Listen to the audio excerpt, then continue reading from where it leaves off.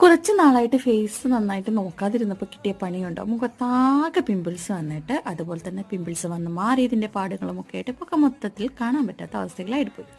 ഇനി എന്ത് ചെയ്യാമെന്ന് ആലോചിച്ചുകൊണ്ടാണ് നമുക്കൊരു ടിപ്പ് തോന്നിയത്. നമ്മുടെ ജീരകം ഒരു സ്പൂൺ എടുത്തിട്ട് ഫ്രൈ പാനിലിട്ടിട്ട് ഫ്രൈ ചെയ്തെടുത്ത്, അതായത് നന്നായിട്ടൊന്ന് ചൂടാക്കി എടുത്തതിന് ശേഷം ഒന്ന് പൊടിച്ചെടുത്തിട്ട് അതിലേക്ക് കുറച്ച് തക്കാളിയുടെ നീരോടെ ചേർത്തിട്ട് നന്നായിട്ട് മിക്സ് ചെയ്ത് നമ്മളുടെ പിമ്പിൾസുള്ള ഭാഗത്ത് മാത്രം വെച്ച് കൊടുക്കുക കേട്ടോ. ഞാൻ കുറേ വീഡിയോസിൽ കണ്ടിട്ട് മൊത്തമായിട്ട് അപ്ലൈ ചെയ്യണമെന്ന് അതിൻ്റെ ഒന്നും ആവശ്യമില്ല. പിമ്പിൾസുള്ള ഭാഗത്ത് മാത്രം വെച്ച് കൊടുത്താൽ മതി.